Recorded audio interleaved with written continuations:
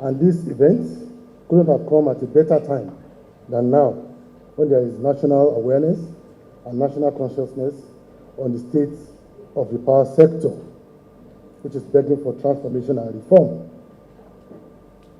And I also want to thank the chairman of the Senate Committee on Power, as well as the chairman of the House of Representative Committee on Power, for the support, for the understanding and the encouragement they have given to us at the Federal Ministry of Power and our agencies since I took over the leadership of the ministry. I say thank you so much. I say good morning to everyone. It is with great pleasure that I stand before you to address this distinguished gathering on this event of a 2 days interactive dialogue and workshop on the Nigerian power sector, organized by the House of Representatives team, confronting Nigerian power challenges as the nation migrates to a multi-tier electricity market in legislative intervention. This workshop is vital as it will address the critical power challenges facing our beloved nation as we transition towards a multi-tier electricity market. Our gathering today underscores the significance of power in driving economic prosperity, sustainable development, and global competitiveness. You are always aware that the Nigerian electricity industry over the decades, having been facing numerous challenges that have hindered its ability to provide reliable and adequate power supply to the country's population. We believe that no other sector can actually operate optimally without a stable, functional, and reliable power sector. We just continue to scratch the surface. And we all understand our mandate from the Ministry of Power, which has to do with medium-term to long-term sustainability of this sector to expedite national development through formulation of appropriate policies, establishment of the right structures, systems, and institutions that will guarantee the long-term sustainability of the power sector to ensure that it is able to supply reliable, functional, cost-effective electricity to households, to businesses, and to industries. To this end, the power sector is a multi-layer sector. The Federal Ministry provides general oversight on the sector, while we have the regulator that does day-to-day regulation and monitoring and management of the power sector operators. Then we have the operators themselves that cut across all the 3 segments in the power sector value chain, from generation to transmission and to distribution. So the short-term issues that we have in the power sector is actually the direct responsibility of the operators, while the regulators and the ministry are supposed to compel them to optimal performance. Some of the major challenges that we have in the sector include inadequate power generation capacity, gas supply constraints, inadequate transmission and distribution infrastructure, the aggregate technical, commercial, and collection losses, regulatory and policy challenges, and inadequate financing of power sector new investments due to lack of liquidity. This has resulted in an energy deficit that has stifled economic growth, it has hindered industrialization, and diminished the quality of life of millions of our citizens compared to their counterparts in the Western world. In order to tackle some of these challenges, we aim to improve electricity access and meet ambitious targets for the country's energy demand. The present administration of His Excellency, President Bola Ahmed Tinubu, GCFR, the President of the Federal Republic of Nigeria, in his renewed hope agenda, is determined and committed to address issues in the power sector and enhance the quality of life for all Nigerians. In his wisdom, he assented to the Electricity Act of 2023, which has liberalized Nigeria's electricity generation, transmission, and distribution, at the national level, empowering states, companies, and individuals to generate, transmit, and distribute electricity. The Electricity Act of 2023 has been a significant legal milestone, allowing states to establish their own electricity markets and aiming to propel the Nigeria electricity supply industry into the post-privatization phase. The collaboration between the federal government and states is crucial for a smooth transition to a decentralized electricity market. My esteemed members of the House of Assembly, the path ahead will not be without challenges. We all know that there will not be any gain without temporary pains. Vested interests and entrenched practices may resist change, but we must remain steadfast and resolute in our commitment to reform and transform the sector. We owe it to our citizens, to our industries, and to the future prosperity of our nation. It is my earnest plea to this august gathering to support the necessary policy and regulatory reforms that will propel our nation towards a more efficient, sustainable, and equitable energy future. As we migrate, we must confront with the challenges of infrastructure deficits, the issue of regulatory oversight and coordination, the challenge of technical expertise and human capacity development.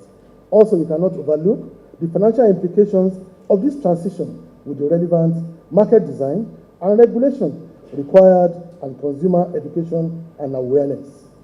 Significant regulation, expertise, and investments will be required to meet up with these envisaged challenges and modernize the power sector, ensuring they can accommodate the increased capacity and complexity brought about by the Act. Finally, while the Electricity Act of 2023 presents immense opportunities for transforming Nigeria's electricity landscape, its successful implementation will aim on our ability to overcome these formidable challenges. It will require unwavering commitment, strategic planning, and collaborative efforts from all stakeholders, from the federal to the state government to the local government, the private sector operators, the civil society, foreign investors, and the Nigerian people themselves. Before I conclude, I would like to use this opportunity to mention a few things that we have been working on in the Power Ministry and our agencies to ensure that we achieve the transformation of this sector within the shortest possible time. And as members of the House of Representatives of the Federal Government of Nigeria, I believe that by virtue of your responsibility as the elected representative of the people, you are the closest to the people. I know you are faced with a lot of questions, a lot of complaints from your various constituencies on what we are going to do to reform or transform this power sector. So it will be appropriate for us to carry you along and to intimate you with some of the efforts that we are making at the ministry and our agencies, because we have passed the era of lamentations. We have passed the era of diagnosis. We have passed the era of finding solutions. We know the solutions. We are now at the era of execution and faithful implementation of our workable and practical solutions. So without taking too much of your time, I believe we are discussing power sector. When we are talking about power sector, I believe our ministry is in focus, and we must use every opportunity to carry you along on some of the steps that we have taken without wasting your time today. What we have done recently have actually provoked national discourse about the state of the power sector and things that we need to do. It has encouraged national consciousness and national awareness that everybody, every household, every business, and every institution, be it health or educational institutions, and every real industry, they are now aware of what we are doing in the industry and the steps that we need to take to achieve the desired transformation. What we did is a bold step and a courageous step to attack the root cause of the problems in the sector, unlike what we have experienced in the past, where we have always been attacking the symptoms and day-to-day operational issues in the sector. What we have touched is to touch on the critical issues that some of the past administrations have shied away from addressing. It's not a popularity game. It's a transformation challenge, and we must stand up to it. Irrespective of the negative fallouts, name calling, abuses, we must be steadfast. We must be focused and not drop the ball to ensure we get to the El Dorado. The liquidity issues and historical debt in the sector is a major, major problem. As a commercial entity, if I'm not paid for my past services, do you expect me to continue to supply? It is not possible.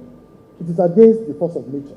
Every business must follow the natural commercial flow of production, of transportation, of delivery, and of receiving payments, and of settling all the operators in the sector.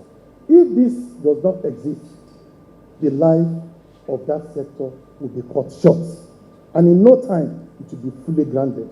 So the liquidity is very key, and the payment of outstanding debt to the generating companies, to the gas supply companies, is very key for them to be able to support us as a sector to ramp up outputs. And we are talking about infrastructural deficit across all segments of the power sector. They call it 3 segments. I call it 5 because it starts from gas supply. Because preponderance of our power output is from gas-fired plants. About 75%. About 25% comes from the hydroelectric power plant. So gas segment is very key in terms of the quality of gas, in terms of the quantity of gas, in terms of the pipeline and the gas operators. We have a lot of structural deficit in there. It affects the pressure that gets to the power plant. No boosters, no compressors. All this, and even the pipelines are being vandalized. These are things that we must focus on. Now to the generating sector. A lot of the turbines are down because there is no money to service them. The gas supply is inadequate. How would they produce to what we expect them to produce? So, now to talk about the transmission sector. We have witnessed incessant collapse of the transmission. It's nothing but lack of adequate infrastructure, dilapidated infrastructure, old and archaic infrastructure that have been installed 50, 60 years ago, in the days, since the days of the ECN, which is the Electricity Company of Nigeria, the days of NEPA to PHCN, before the unbundling of the sector. I once said that on my visit to some of these substations, I noticed a transformer installed in the 60s, carrying the logo of ECN over 50 years ago. How will that support the transmission sector? We lack the adequate technology, we don't have SCADA, and there's also no backup or failover grid if anything happens to our national grid. These are the shortfall in the transmission that we must fight. Then the big elephant, the distribution companies. We've seen the privatization. It wasn't bad because it had laudable objectives, but the execution of this privatization was actually fraught with a lot of inefficiencies and ineffectiveness. This has led to lots of structural issues, which we are also battling with. Then the customers themselves. The meter gap is over 8 million. There is power theft. There is vandalization. So all these 5 segments are what we are working on. And we believe that the new tariff regime, which is a hybrid of the subsidized regime and the cost-reflective regime. I don't even call it cost-reflective. It is called service-reflective regime. Because if you cannot supply power to a minimum number of hours, you cannot charge it. And we will not allow consumers to be cheated. It's the only on those feeders and on those consumers that you can guarantee minimum of 20 hours that you have the right legally to charge this new tariff. This is an incentive to the discos for them to invest more in all those other bands and migrate them in no time to the service reflective tariff band. Then we're talking about structural and institutional issues inherited from the implementation of the privatization process. A lot of the investors in these schools, like I mentioned yesterday, they didn't have the financial strength to come into this sector. They didn't have the technical expertise to come into this sector. And a lot of them thought power sector is a short-term sector where they can realize both their capital and interest. But no, is a long-term investment that you cannot really get your investment back in 2, 3, 4 years, or not to talk of the profits. A lot of them did not come in with their private equity. They borrowed money from banks, and they were under the pressure to pay back some of these loans, which is why we have seen a number of the discos taken over by banks and by AMCONs. And we are seeing that within a very short time, all these discos must go back to conventional power operators to ensure we have a smooth operation of the discos. So this new tariff will address issues of liquidity, issues of investment and infrastructure deficit, as well as stimulation of demand and ramping up of generation output, focusing on all forms of sources. The power plant with stable and quality gas supplies, large and small electric power plants, for example, the Shumgeru that we just opened, Kashibila, and the 26 small hydropower plants across the country. And we're also focusing on renewable energy sources, covering solar in the northeast, northwest, and north central, and some parts of the southwest, covering wind energy in the coastal cities of Lagos State, Ogun State, Ondo State, Edo, Delta, Rivers, Bayelsa, Akwa Ibom, and Cross River States. And lastly, we have investment proposals for establishment of 3 gigawatts, which is 3,000 megawatts of solar energy source across the 25 states in the north and the southwest. This is novel, and we believe it will go a long way to solve our power problems. And we're also encouraging state governments to invest in embedded distributed power generation within their states. We have seen the case of Abia State, and a lot of other states are following suit. Just yesterday, NEC actually granted Enugu and the Ekiti State the right to regulate electricity within their states. If we have one more other state, we have to wait a bit. Let's use these 3 states as pilots, as proof of concept to see how it will operate smoothly, because there will definitely be overlaps. There will be conflict, and let us learn from these 3 states before we can deploy to other states of the Federation. Then we have seen a sectional migration and transition of all electricity consumers, not only to cost-reflective tariff, but a service-reflective tariff. On the overall, sectoral sustainability is assured with desired impact on productivity in other sectors. This presupposes that a carrot and stick framework where discos will now be strictly monitored, regulated, and whipped into performance, whether they like it or not. In fact, there will be need to franchise some underserved and unserved communities in discos territories where the discos are ring-fenced along state lines. We are also looking at the rural electrification and Nigeria's energy transition plan, introduction of renewable energy service companies, just like the discos. We are looking at licensing some rescos that will be in charge of microgrids and mini-grids in our rural communities. Today, we have close to 300 mini-grids spread across the Federation rural communities. How are they managed? They are managed by small companies that we cannot guarantee their sustainability. But this must be in the hands of medium and big companies with good capital base that can actually manage nothing less than minimum 25 to 50 megawatts of micro and mini grids. So, for me to round up, and we're going to do this alongside with the State Board of Rural Electrification. We also talked about the Siemens project and the TCN uncompleted project to fix transmission and distribution infrastructures. We have over 100 uncompleted transmission company projects since 2001. A lot of them are 90%, 80% completion stages.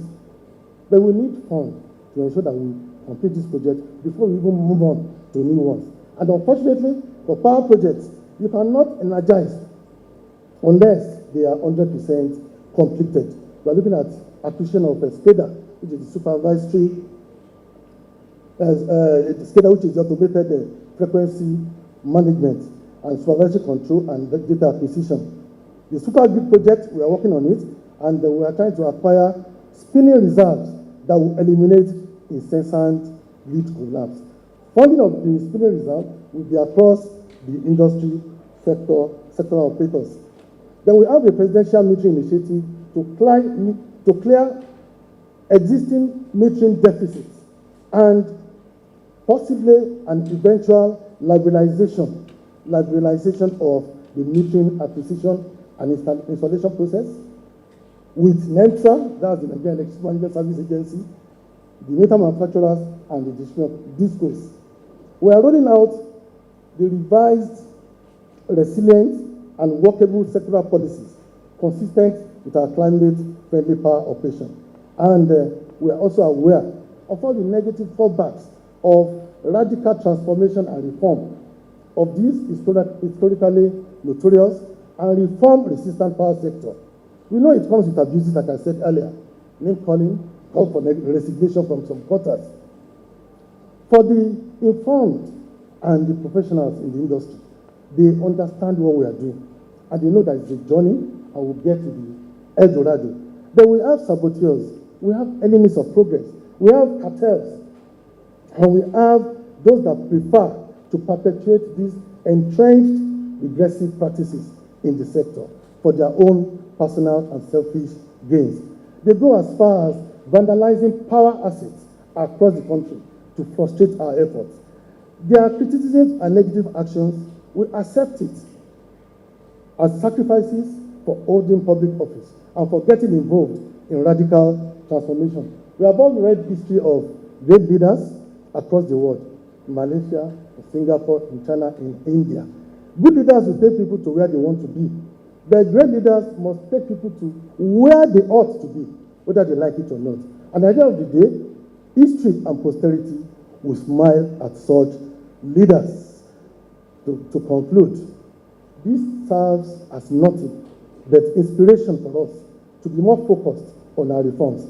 At the end of the day, with visible positive changes across the sector, they will finally sing our praises and posterity will eventually smile at us.